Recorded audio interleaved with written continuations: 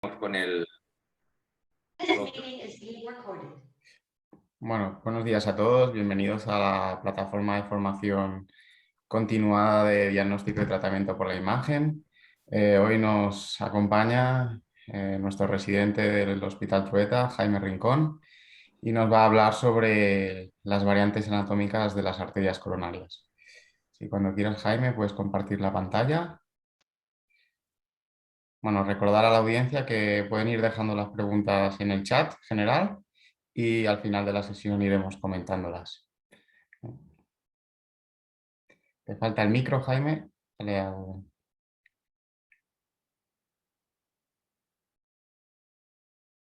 Perfecto, perfecto. Vale.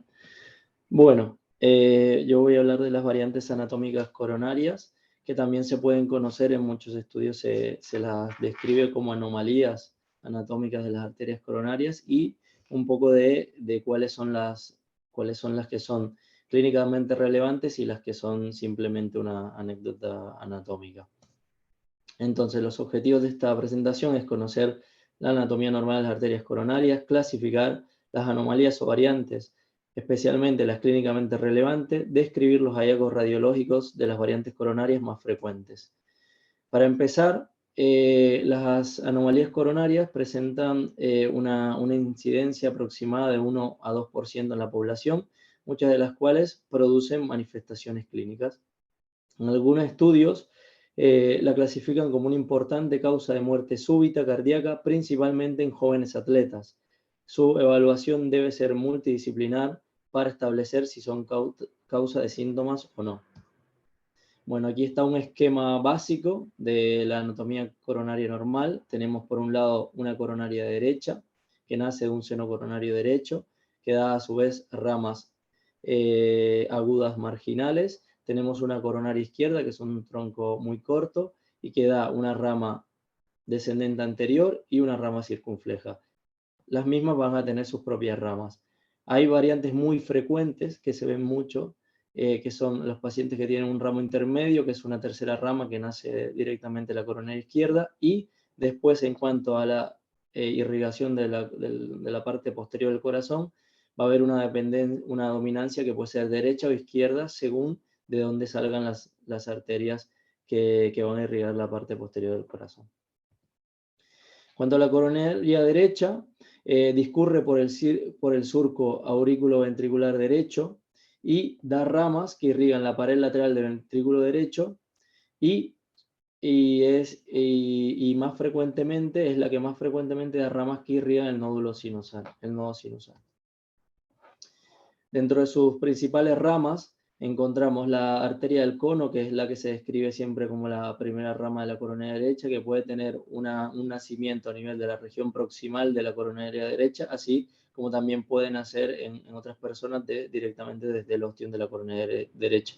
Y tenemos las ramas agudas marginales que salen de coronaria derecha y irrigan la pared del ventrículo derecho.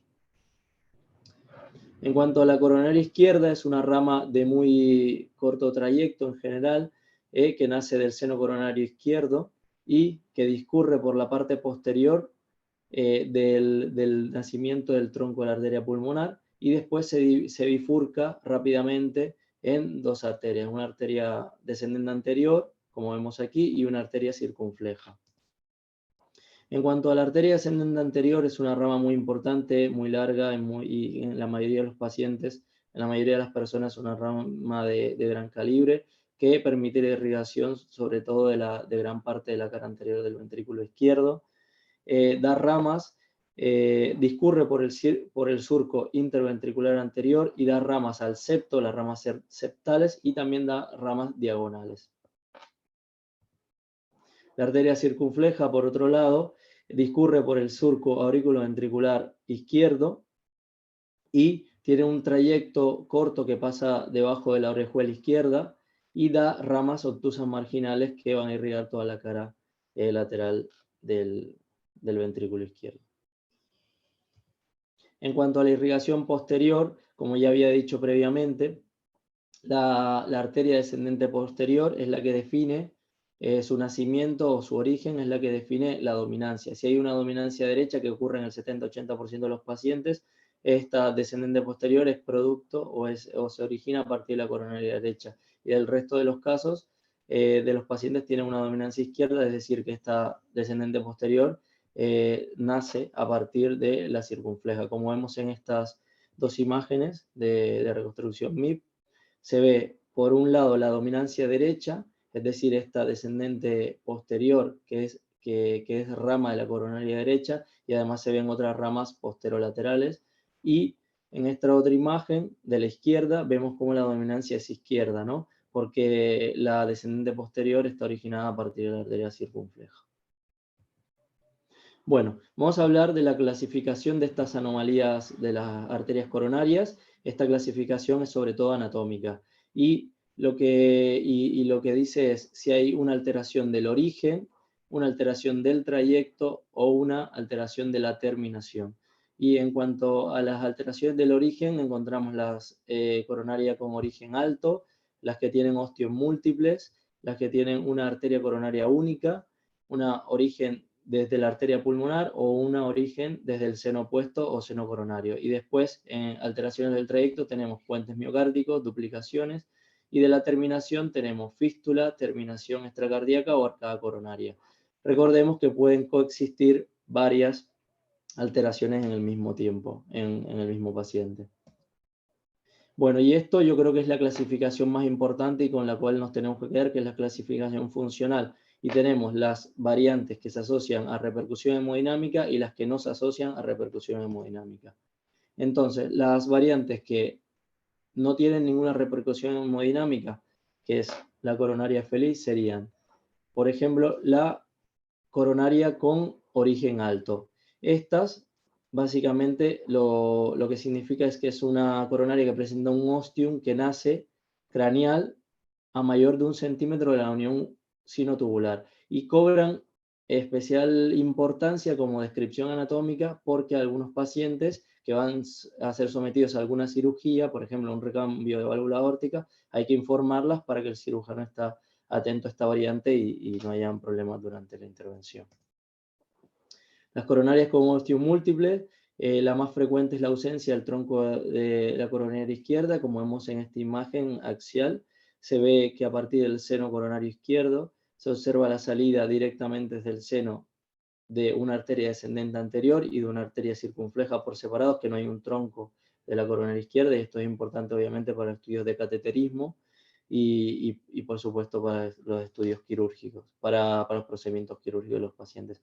Vemos esta reconstrucción 3D que se observa lo mismo, ¿no? Un nacimiento directo desde el seno coronario de ambos ostios de las arterias de la parte izquierda del corazón.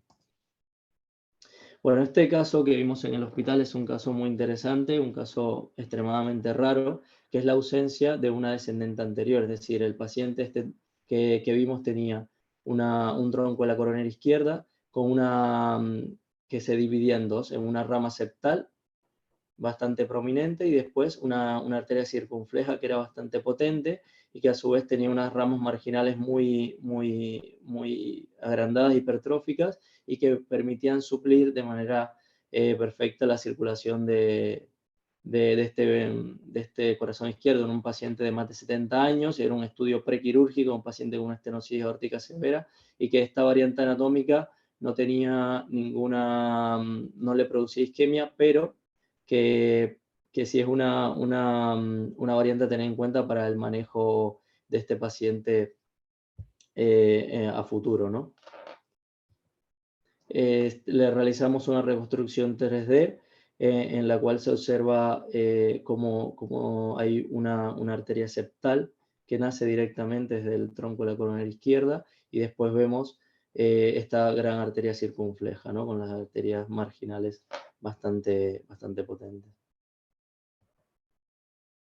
Bueno, esta otra variante anatómica es una variante bastante frecuente y que lo vemos en muchos pacientes, no tiene ninguna relevancia clínica, y es una trifurcación, es decir, que hay un tercer tronco que nace de la coronaria izquierda, ¿no?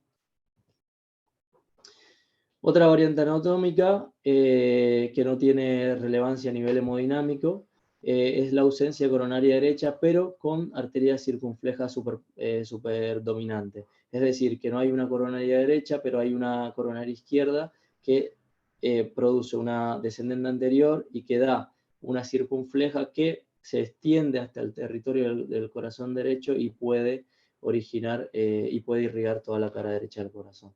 Es importante sobre todo en pacientes que tienen enfermedad coronaria, que evidentemente si tienen una lesión sobre este gran vaso van a tener una gran carga isquémica, ¿no? Bueno, y en cuanto a esta variante anatómica, la coronaria aberrante con origen en el seno coronario opuesto. Esta variante anatómica es muy importante porque nosotros como radiólogos tenemos que definir si es una anatomía de alto riesgo o una anatomía de bajo riesgo, como voy a explicar posteriormente. Y básicamente nosotros tenemos que establecer sobre todo que esta arteria aberrante que nace del seno contralateral, si discurre entre la arteria aorta y la arteria pulmonar o si discurre fuera evitando este espacio, ya que esto va a tener una repercusión muy importante. Y la prevalencia es del 1%, y como ya dije, puede presentar un recorrido benigno y maligno. Ahora, primero voy a hablar de la arteria coronaria que se origina en el seno coronario opuesto, pero con un recorrido benigno. Como tenemos en estas imágenes, en este caso tenemos una arteria circunfleja que nace directamente del seno de la arteria coronaria derecha y que se va hacia el otro lado del corazón. O como vemos en esta imagen, tenemos un tronco de la coronaria izquierda que nace del seno coronario derecho, igual que la coronaria derecha, y que se va a irrigar la parte izquierda del corazón sin pasar entre el espacio entre la aorta y la arteria pulmonar. La oclusión de este ostium, de esta arteria, puede generar un infarto masivo, evidentemente, y esa es la importancia y la relevancia que tiene aclarar que existe esta variante anatómica. Otro ejemplo similar, aquí vemos una coronaria izquierda que nace del seno coronario derecho, al igual que en esta otra imagen. En este caso veremos una reconstrucción 3D, en la cual se observa como una arteria circunfleja nace directamente de la arteria coronaria derecha, comparten el ostium y se va hacia el lado izquierdo del corazón. Y se va por la región posterior y evita el espacio entre los grandes vasos, con lo cual esta es una variante muy, muy interesante, muy bonita, pero que no tiene repercusión hemodinámica. Aquí tenemos un esquema donde se visualizan la mayoría de las variantes coronarias que conocemos. Y bueno, ahora vamos a hablar de las más importantes, de las variantes anatómicas coronarias que se relacionan con repercusión hemodinámica. Y tenemos la coronaria aberrante o anómala con recorrido interarterial, es decir, un recorrido maligno. Tiene una incidencia menor al 1%, es decir, que es bastante rara, y como vemos, además de originarse en el seno opuesto, esta discurre entre la arteria aorta y el tronco de la arteria pulmonar. También puede ser que tenga parte del recorrido a nivel de la pared de la aorta. Como vemos en esta imagen de una reconstrucción MIL de un angio-TC coronario, se observa cómo ambas ramas nacen del seno coronario derecho, la arteria y el tronco de la coronaria izquierda discurre entre la aorta y la arteria pulmonar. Bueno, básicamente esta alteración o anomalía coronaria tiene repercusión porque se observó en varios estudios que se hicieron en los últimos 20 años que se comenzaba a ver en pacientes jóvenes deportistas o, por ejemplo, en militares con entrenamiento muy, muy exigente en Estados Unidos, como algunos presentaban muerte súbita y muchos de ellos tenían esta variante anatómica que era el nacimiento de la arteria coronaria en el seno opuesto y con un recorrido interarterial.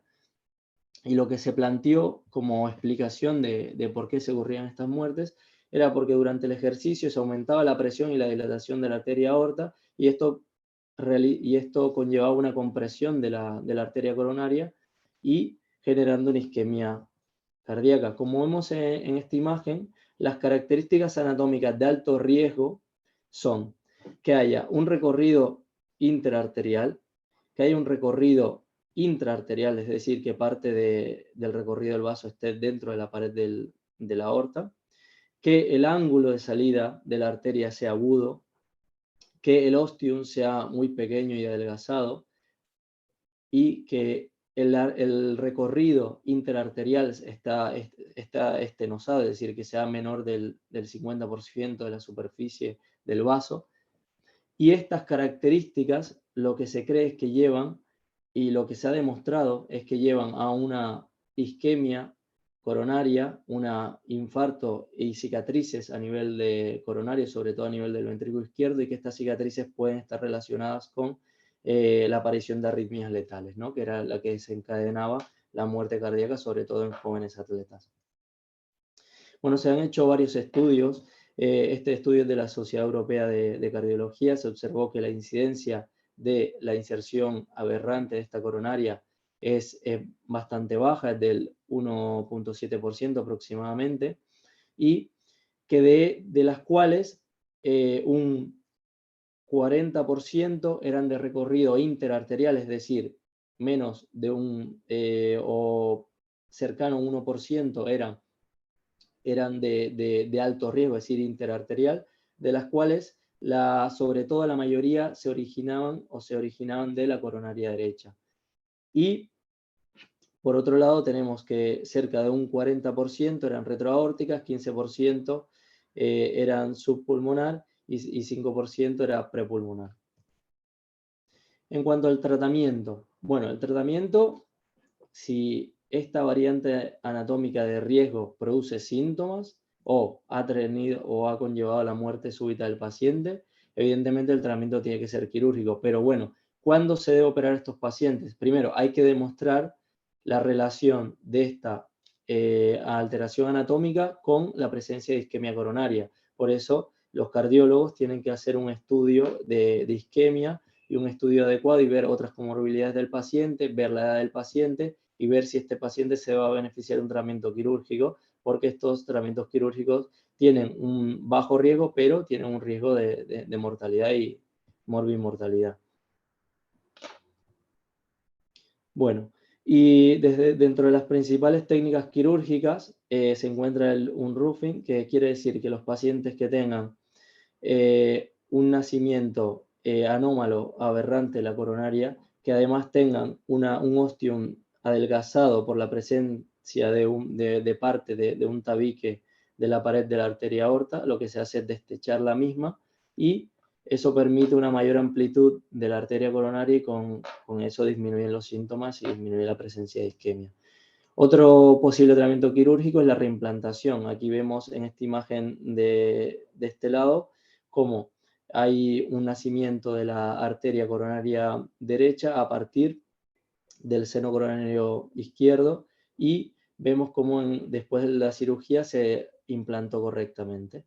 Y en este caso se trataba de un paciente ciclista joven de 23 años que había tenido una muerte súbita y a causa de esta anomalía.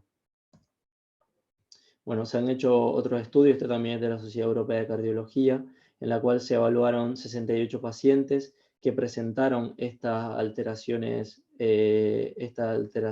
cardíacas, estas alteraciones coronarias, y se observó que a los 4 años de seguimiento estos pacientes no presentaron diferencias significativas en cuanto a la aparición de eventos cardiovasculares con respecto al grupo control, es decir, pacientes que no tenían alteración coronaria. Pero claro, este estudio tiene muchas limitaciones porque el seguimiento es a un muy corto tiempo, y además tiene restricción de la edad, es decir, estos pacientes eran pacientes ya de alrededor de 50 años y no eran jóvenes atletas, pero bueno, esto hay cada vez mayor evidencia de que este tipo de anomalía coronaria afecta sobre todo a personas más jóvenes y deportistas. Sin embargo, siempre hay que, cuando hay sospecha de que estas alteraciones anatómicas lleven o conlleven un riesgo coronario, hay que hacer estudios funcionales para descartar o para saber si tienen repercusión.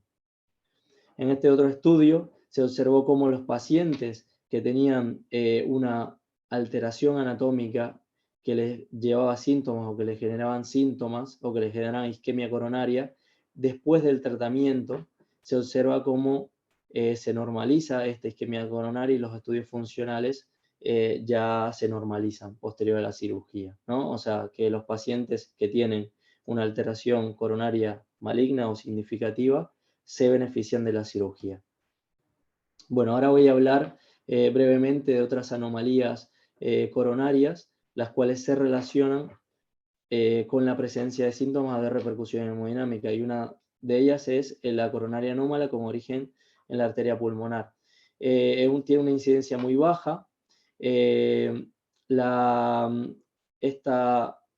También se conoce esta variante como Alcapa, con síndrome de Bland-Garland-White, y que tiene una alta mortalidad, y que es una patología que sobre todo se presenta en pacientes neonatos, es decir, pacientes muy, muy jóvenes.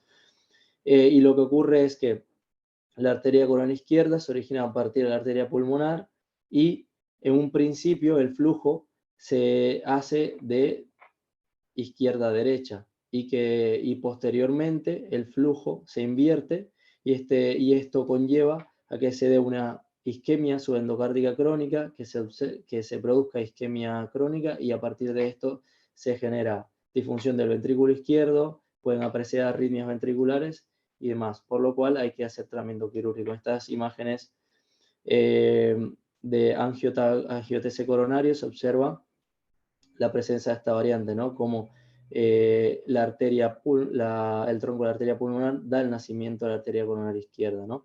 Que además, como se produce un shunt entre los dos compartimientos, estas arterias adquieren un gran calibre y se hipertrofian, como vemos en las imágenes, ¿no? Y también en esta reconstrucción 3D. Bueno, este caso que tuvimos en nuestro centro hace mucho tiempo es un caso muy raro y muy interesante, porque se trata de una paciente de 44 años que venía con una disnea, se la estudió, tenía una disfunción severa del ventrículo izquierdo, y en el estudio anatómico del angiotese coronario se observó cómo había un nacimiento de la arteria coronaria izquierda a partir del tronco de la arteria pulmonar, como vemos en las imágenes de aquí. Y esto lo que generaba era que la paciente tenía una disfunción ventricular izquierda muy severa, ¿no? Esta paciente se la estudió, se la evaluó para la cirugía, pero lamentablemente no llegó a la cirugía y falleció al poco tiempo. En cuanto al tratamiento de esta variante anatómica, es quirúrgico, y la técnica quirúrgica va a depender si el paciente es joven o si el paciente ya es mayor. Se realiza la técnica quirúrgica y los pacientes suelen tener una buena respuesta. Otra variante anatómica que se relaciona con alteración de la función hemodinámica, es decir, que presenta clínica, es la fístula coronaria. ¿Y qué es la fístula coronaria? Es la terminación anormal de una arteria coronaria que puede ser en una cavidad cardíaca, una cámara cardíaca o una estructura vascular de baja presión, y no como lo hace normalmente una red de capilares del lecho miocárdico. Como vemos en esta imagen, tenemos la coronaria derecha, que además está elongada, hipertrófica, y que termina y se comunica con la aurícula derecha. Esto lo que produce, evidentemente, es un shunt, que puede ser de derecha a izquierda o derecha a izquierda o de izquierda a derecha, dependiendo de la potencia de las cámaras, y a lo largo conlleva un robo coronario y un crecimiento y aspecto tortuoso de las arterias coronarias. En cuanto a las fístulas coronarias, la mayoría son congénitas, pero también pueden ser adquiridas en algunas enfermedades inflamatorias, o en aterosclerosis muy avanzada, o en antecedentes traumáticos o quirúrgicos. El 50% de los pacientes se dice que son asintomáticos cuando son de pequeños calibres, pero en otros casos pueden ser sintomáticos, ¿no? Y la mayoría la más frecuente de estas fístulas coronarias es la que tiene origen en la coronaria derecha en sus ramas y el resto en la descendente anterior y la circunfleja. Como vemos en este caso clínico que tuvimos en el hospital, vemos como hay una coronaria izquierda, ahí vemos como tenemos esta coronaria izquierda, que tiene un nacimiento normal, pero que tiene un aspecto muy tortuoso y engrosado, hipertrófico, y que va a descender por la cara izquierda y se va, como vemos en esta imagen, a unir al seno venoso, al seno coronario. Y de esta manera, al unirse aquí, lo que produce es una fístula. Ahí vemos una reconstrucción 3D, como se observa esta arteria coronaria muy grande, que lo que hace es una fístula y una unión con con el seno coronario, ¿no? Y se produce una hipertrofia del mismo. Este paciente estuvo muchos años asintomáticos y después vino con la aparición de síntomas. Esta variante anatómica es muy frecuente, la atresia coronaria, y básicamente consiste en que hay la ausencia de desarrollo de un tronco coronario, que puede ser el izquierdo o el derecho, y la más frecuente es del izquierdo, y que en su lugar se ve un remanente fibroso. Esta se asocia a una alta mortalidad y se presenta antes del año de edad, porque es muy sintomática. Cuanto a los síntomas, como ya fui explicando, los principales y los más temidos son las arritmias malignas, síncopes, infarto agudo de miocardio y muerte súbita. Es la segunda causa de muerte súbita debido a cardiopatía estructural en jóvenes atletas. En cuanto al estudio de estas malformaciones, tenemos el TC coronario, que es la prueba de referencia para el estudio de las variantes coronarias, dado su alta resolución espacial, ya que nos permite una correcta evaluación anatómica y además permite ver no solo el corazón y las variantes anatómicas, sino los tejidos adyacentes. Y con las imágenes de postprocesado se pueden hacer reconstrucciones multiplanares y volumétricas. El angio-TC coronario tiene un protocolo específico y se sincroniza la adquisición de las imágenes teniendo en cuenta el electrocardiograma del paciente para disminuir los artefactos de pulso, y se pueden usar fármacos para disminuir la frecuencia cardíaca y de esta manera disminuir el artefacto de las mismas. En cuanto a la resonancia cardíaca, tiene una peor definición anatómica respecto al TAC, pero permite ver defectos de perfusión miocárdica o áreas de necrosis miocárdica, y de esa manera también puede ayudar a establecer la repercusión hemodinámica que tiene, y además ayuda para la futura manejo de este paciente.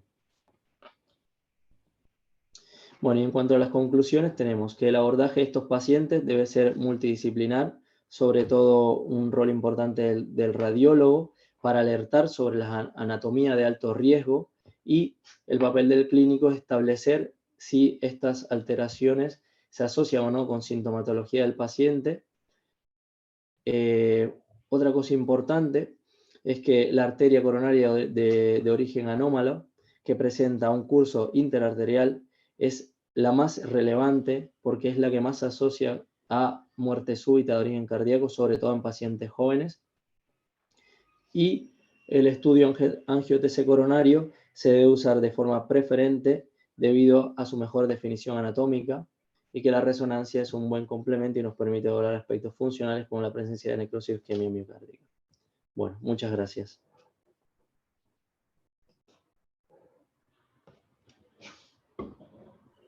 Muchísimas gracias, Jaime, por esta excelente presentación, muy interesante. De momento no tenemos preguntas de la audiencia. No sé si Víctor Pineda o Sergi Moral quieren hacer alguna pregunta, mientras alguien de la audiencia puede preguntar por el chat. Hola, ¿qué tal? ¿Me oís? Sí, perfecto.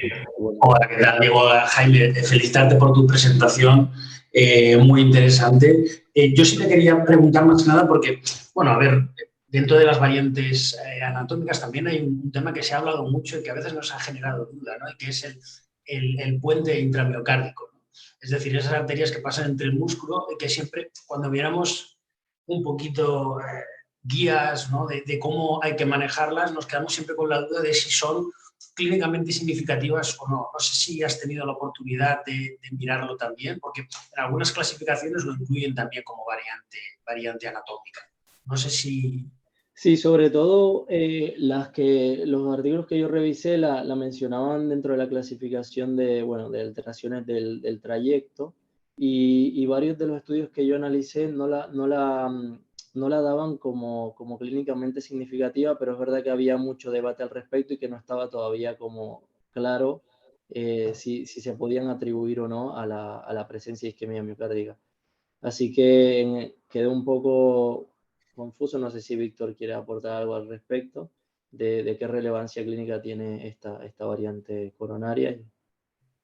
No, como comenta Sergio, hay bastante controversia, ¿no? Son muy frecuentes los puentes intracoronarios, los puentes intramiocárdicos.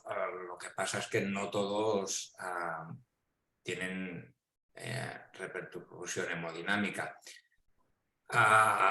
Hay clasificaciones que los intentan inferir sobre el impacto que puede tener el puente intramiocárdico en función de la longitud y la profundidad desde el punto de vista anatómico, pero para saber si realmente induce o no isquemia, lo que recomiendan es realizar una prueba de estrés con dobutamina, no con vasodilatador, sino con dobutamina.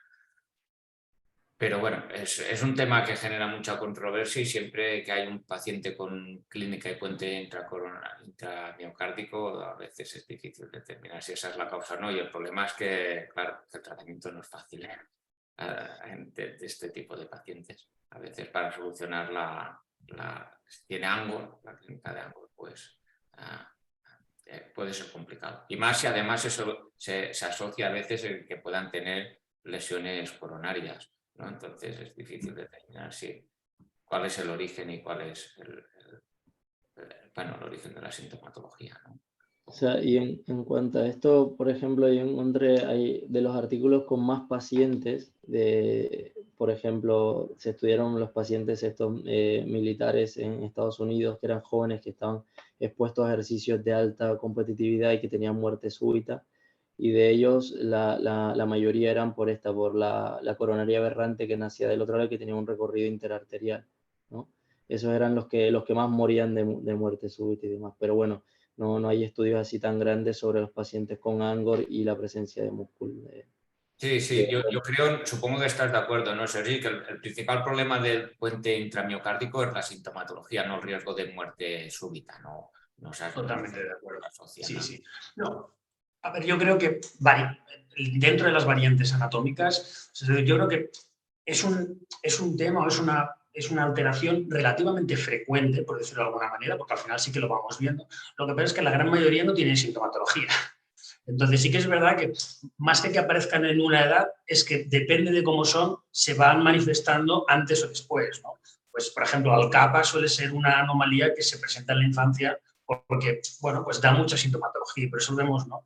En neonatos. También es muy ecléctica porque esa parte normalmente, clínicamente, la tratan mal los cardiólogos pediátricos o los pediatras cardiológicos. Cuando pasan de una edad, pues ya la vemos, ¿no? Los cardiólogos de adultos, ¿no? Entonces, la van viendo diferentes clínicos, ¿no? Pero son anomalías frecuentes, es decir, el ramo intermedio, el puente intramiocárdico, el origen anómalo. Lo que pasa es que realmente que sean sintomatólogos, o sea, con síntomas, no hay muchas. Es cierto, bueno, como tú has dicho, Víctor, es muy importante la valoración de estos pacientes tener en cuenta de que los vasodilatadores no son una buena opción, porque es que todo esto, como tú has dicho, Jaime, se produce en deportistas. ¿Por qué? Porque son los que están sometiendo a un estrés y probablemente esas alteraciones mecánicas o anatómicas se ven mucho más en un esfuerzo o con dobutamina, obviamente, que no con vasodilatadores. Y a la hora de valorar a estos pacientes sí que es muy importante tenerlo en cuenta, ¿no? Porque a veces, bueno, no con vosotros, pero alguna vez he pedido algún estudio y te ponen un vasodilatador y dices, bueno, me quedo igual, ¿no? No me estáis valorando la isquemia de este paciente, ¿no? Y eso es un tema importante, ¿no? No sé tú también qué opinas, Víctor. Sí. Es fundamental, si tú quieres determinar las repercusiones de hemodinámica, utilizar el método adecuado en estos pacientes para inducir isquemia. Eso es clarísimo y no es lo mismo que inducir isquemia en un paciente con una lesión coronaria por ateromatosis. Exacto. Es lo que nos encontramos en la mayoría de ocasiones. Otro aspecto muy importante en la valoración de los pacientes con anomalías coronarias, que lo has comentado, Jaime, pero un poco por encima, es la edad, ¿no? El hecho de que hayan hallazgos que nos sugieren que pueden tener un trayecto maligno sospechoso nos ayuda, pero el factor pronóstico más importante que han encontrado todos los artículos es la edad. Si tú tienes un paciente mayor que tiene una variante anatómica, lo más probable es que sea benigna, porque se ha superado la prueba de estrés de la vida. Si tiene 70 años y no ha hecho una muerte súbita, es que seguramente es benigno. Ese es el valor, el parámetro con valor pronóstico más importante es la edad. Pero bueno, después hay, como has enseñado muy bien, todos estos hallazgos como la angulación del origen, el trayecto intramural, el trayecto interarterial, todo esto son signos que nos tienen que hacer poner la alarma de que el paciente tiene riesgo de muerte súbita. No, pero bueno, quería hacer énfasis en esto, sobre todo la edad es muy importante, porque cuando lo detectas incidentalmente en una persona por encima de 50, 60 años, pues probablemente la repercusión es muy baja, ¿no?, en estos pacientes. Eso, que un poco ya lo has comentado, ¿eh? En este, por ejemplo, en el estudio que has enseñado, que tenían poco impacto, porque el seguimiento era corto, pero también porque habían estudiado pacientes con edad media. Con edad media, exactamente. Y en algunos estudios incluso dividen la edad de 35, menos de 35, medio de 35, o sea, son más estrictos con respecto a eso. Correcto. Muy bien. Pues no sé si hay más preguntas en el chat. No, la verdad que no ha habido preguntas. Ha sido muy claro. Muy Claro, no, yo creo que la verdad que nada que decir. Y nada, si Víctor quiere, si quieren hacer alguna conclusión final, pues adelante. Bueno, felicitar a Jaime, que realmente ha hecho una sesión muy interesante de un tema complejo, como ha enseñado la clasificación, es muy compleja. Lo que pasa es que, como ha dicho, no hay que perder la cabeza en intentar clasificar de forma sistemática compleja, sino más bien ser descriptivos y sobre todo la clasificación importante es decidir si esa variante anatómica es de riesgo de muerte súbita o no es de riesgo de muerte súbita, ¿no? Y después, por otro lado, cuando no se originan de la aorta o de las propias arterias coronarias, sí que en el caso del origen de la arteria pulmonar, de la capa o fístula, se da una valoración diferente porque pueden producirse shunts y tienen otras implicaciones, ¿no? Pero bueno, para concluir, yo quería darle las gracias a Sergi por la participación también y sobre todo felicitar también a Jaime, que ha sido una sesión muy interesante. Y si no hay más comentarios, más preguntas, pues ya nos vemos en la sesión de mañana. Que vaya bien. Muchas gracias a todos. Gracias a todos. Adiós, que vaya bien. Vaya bien, buenos días.